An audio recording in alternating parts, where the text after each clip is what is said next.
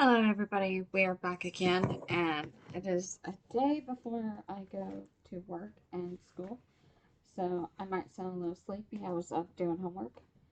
So, Chapter 2 The Vanishing Glass. Nearly 10 years had passed since the Dursleys had woken up to find their nephew on their front step, but Privet Drive had hardly changed at all. The sun rose on the same tidy front gardens and lit up the brass number 4 on the Dursleys' front door.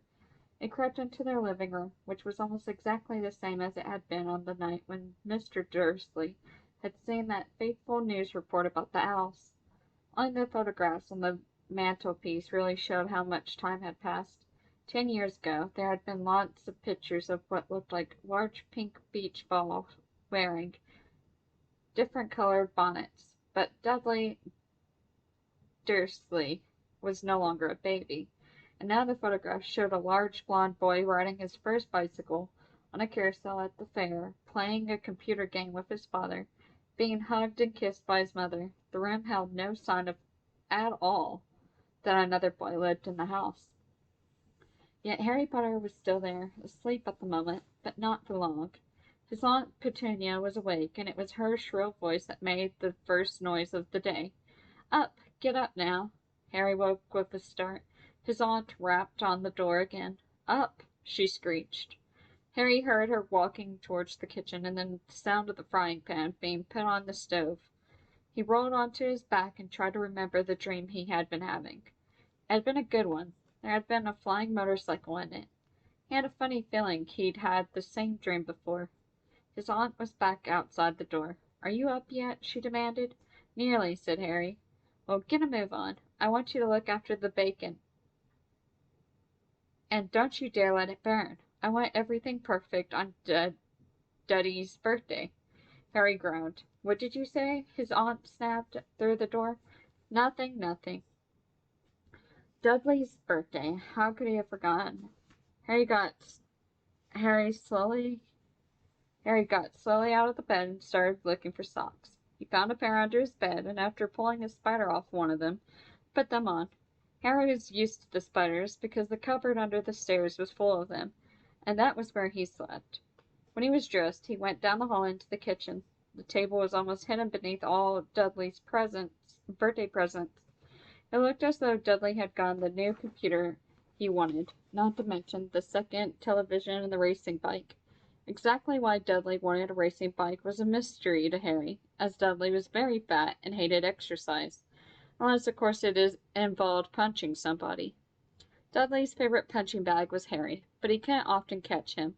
Harry didn't look it, but he was very fast.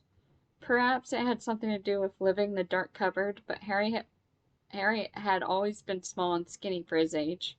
He looked even smaller and skinnier than he really was because all he had to wear was old clothes of Dudley's, and Dudley was about 4 times bigger than he was. Harry had a thin face, knobbly knees, black hair, and bright green eyes. He wore round glasses held together with a lot of Scotch tape because of all the times Dudley had punched him on the nose. The only thing Harry liked about his own appearance was a very thin scar on his forehead that was shaped like a bolt of lightning. He had it as long as he could remember, and the first question he could ever remember asking his Aunt Petunia was how he got it. In the car crash when your parents died, she said, and don't ask questions. Don't ask questions. That was the first rule for the quiet life with the Dursleys. Uncle Vernon entered the kitchen as Harry was turning over the bacon. Comb your hair, he barked, by way of morning greeting. About once a week, Uncle Vernon looked over the top of his newspaper and shouted that Harry needed a haircut. Harry must have had more haircuts than the rest of the boys in his class put together, but it made no difference. His hair simply grew that way, all over the place. Harry was frying eggs by the time Dudley arrived in the kitchen with his mother. Dudley looked a lot like Uncle Vernon. He had a large pink face, not much neck, small watery blue eyes, and thick blonde hair that lay smoothly on his thick, fat head. Aunt Petunia often said that Dudley looked like a baby angel. Harry often said that Dudley looked like a pig in a wig. Harry put the plates of egg and bacon on the table, which was difficult as there wasn't much room. Dudley, meanwhile, was counting his presents. His face fell. 36, he said, looking up at his mother and father. That's 2 less than last year. Darling, you haven't counted Auntie Marge's present. See? It's here under this big one from Mommy and Daddy. All right, 37 then, said Dudley, going red in the face. Harry, who could see a huge Dudley tantrum coming on, began wolfing down his bacon as fast as possible, in case Dudley turned the table over. Aunt Petunia obviously scented danger too, because she said quickly, "And we'll buy you another 2 presents while we're out today. How's that, Popkin? 2 more presents? Is that all right?" Dudley thought for a moment. It looked like hard work. Finally, he said slowly, "So I'll have 30, 30, 39 sweetums," said Aunt Petunia. Oh, Dudley sat down heavily and grabbed the nearest parcel. All right, then. Uncle Vernon chuckled. The little tyke wants his money's worth, just like his father. Attaboy, Dudley. He ruffled Dudley's hair. At that moment, the telephone rang, and Aunt Petunia went to answer it, while Harry and Uncle Vernon watched Dudley unwrap the racing bike, a video camera, a remote control airplane, 16 new computer games, and a VCR. He was ripping the paper off a gold wristwatch when Aunt Petunia came back from the telephone, looking both angry and worried. "Bad news, Vernon," she said. "Mrs. Figg's broken her leg. She can't take 'em." She jerked her head in Harry's direction. Dudley's mouth fell open in horror, but Harry's heart gave a leap. Every year on Dudley's birthday, his parents took him and a friend out for the day, to adventure parks, hamburger restaurants, or the movies. Every year, Harry was left behind with Mrs. Figg, a mad old woman who lived 2 streets away. Harry hated it there. The whole house smelled of cabbage, and Mrs. Figg made him look at photographs of all the cats she ever owned. "Now what?" said Aunt Petunia, looking furiously at Harry as though he planned this. Harry knew he ought to feel sorry that Mrs. Figg had broken her leg, but it wasn't easy when it reminded himself it would be a whole year before he took a look at Tibbles, Snowy, Mr. Paws, and Tuffy again. "We could phone Marge," Uncle Vernon suggested. "Don't be silly, Vernon. She hates the boy." The Dursleys often spoke about Harry like this, as though he wasn't there, or rather as though he was something very nasty that couldn't understand them, like a slug. "What about what's her name, your friend, Yavanna? On vacation, Majorca?"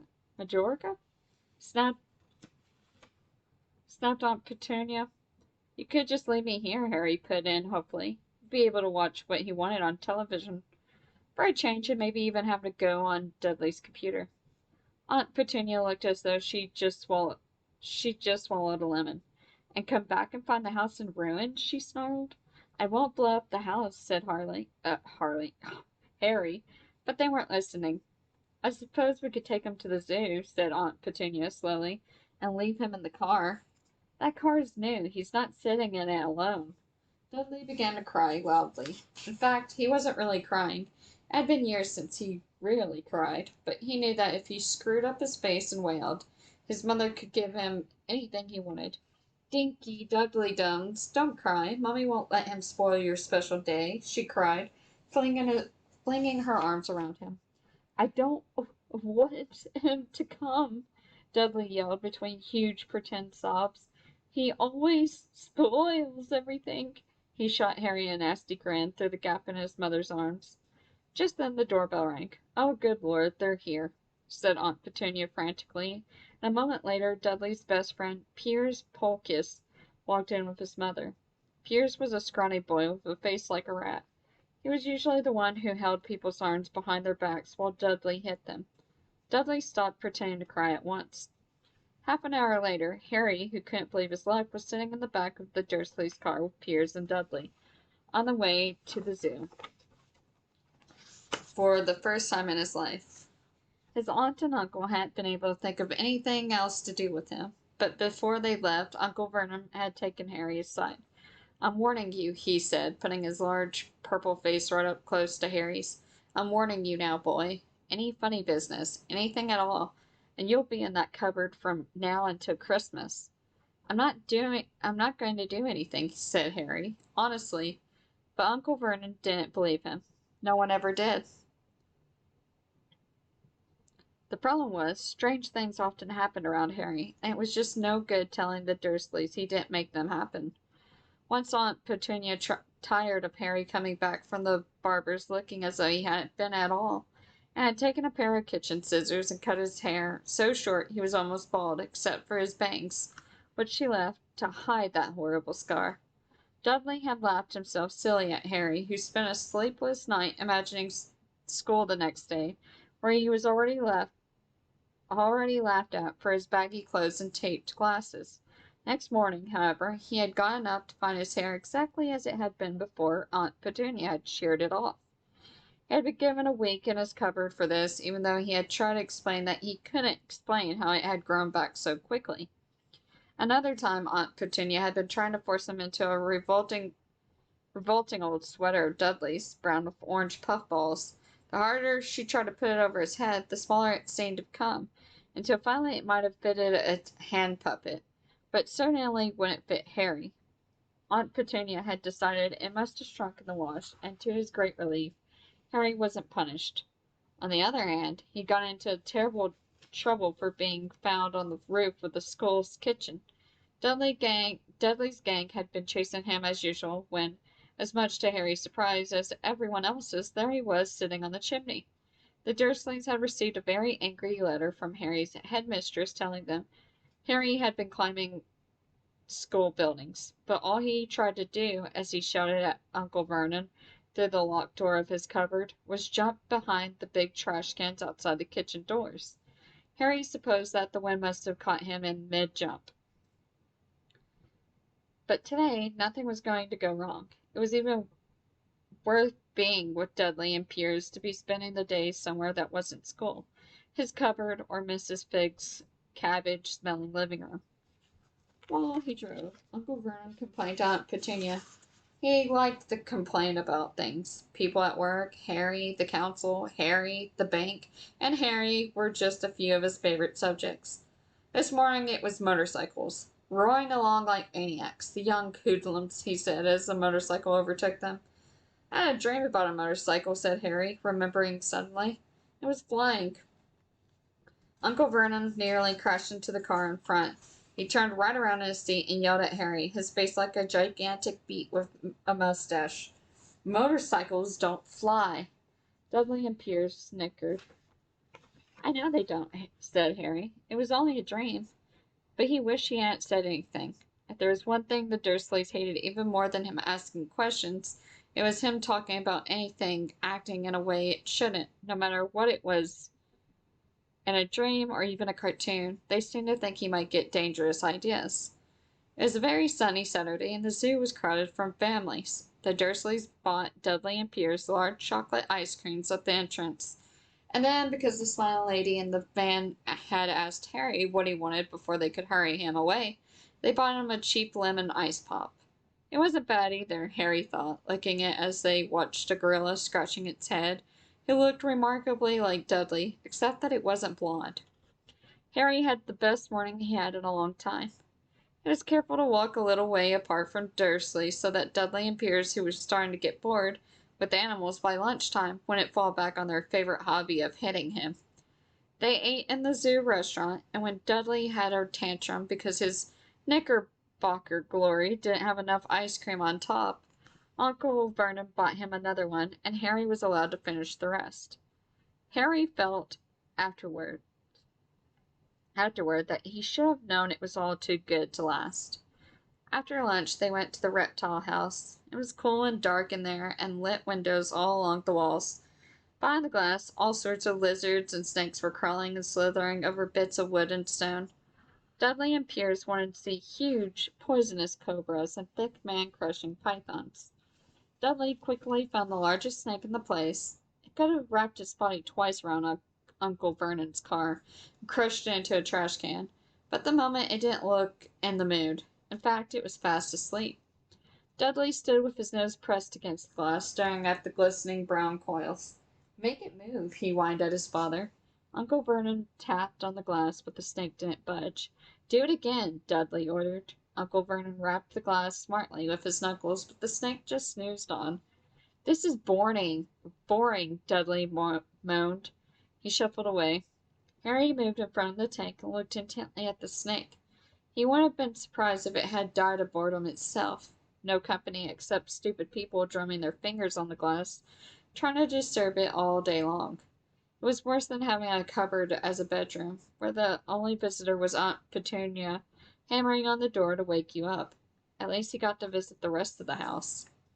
The snake suddenly opened its beady eyes. Slowly, very slowly, it raised its head until its eyes were on level with Harry's. It winked. Harry stared, then he looked quickly around to see if anyone was watching. They weren't. He looked back at the snake and winked, too. The snake jerked its head towards Uncle Vernon and Dudley, then raised its eyes to the ceiling. It gave Harry a look that said, quite plainly, I get that all the time. I know, Harry murmured through the glass, and though he wasn't sure the snake could hear him, it must be really annoying. The snake nodded vigorously. Where do you come from, anyway? Harry asked. The snake jabbed its tail at the little sign next to the glass. Harry peered at it. Boa constrictor, Brazil. Was it nice there? The boa constrictor jabbed its tail at the sign again, and Harry read on. This specimen was bred in the zoo. Oh, I see. So you've never been to Brazil. As the snake shook its head, a deafening shout behind Harry made both of them jump. Dudley, Mrs. Dursley, come and look at the snake. You won't believe what it's doing. Dudley came waddling towards them as fast as he could. Out of the way, you, he said, punching Harry in the ribs. Caught by surprise, Harry fell hard on the concrete floor. What came next? So fast, no one saw how it happened. 1 second, Piers and Dudley were leaning right up close to the glass. The next, they had leapt back with howls of horror. Harry sat up and gasped. The glass front of the boa constrictor's tank had vanished. The great snake was uncoiling itself rapidly, slithering out onto the floor. People throughout the reptile house screamed and started running for the exits. As the snake slid swiftly past him, Harry could have sworn a low, hissing voice said, Brazil, here I come. Thanks, amigo. The keeper of the reptile house was in shock. But the glass, he kept saying. Where did the glass go? The zoo director himself made Aunt Petunia a cup of strong sweet tea while he apologized over and over again. Piers and Dudley could only gibber. As far as Harry's seen, the snake hadn't done anything except snap playfully at their heels as it passed. But by the time they were all back in Uncle Vernon's car, Dudley was telling them how it had nearly bitten off his leg, while Piers was swearing it had tried to squeeze him to death.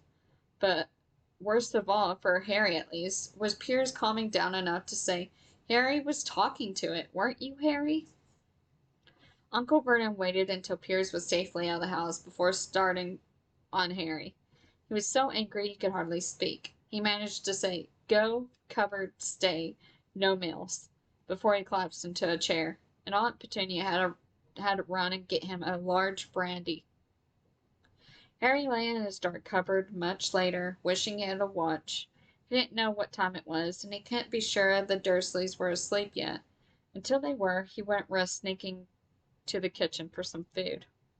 He lived with the Dursleys almost 10 years, 10 miserable years, as long as he can remember, ever since he'd been a baby and his parents had died in that car crash.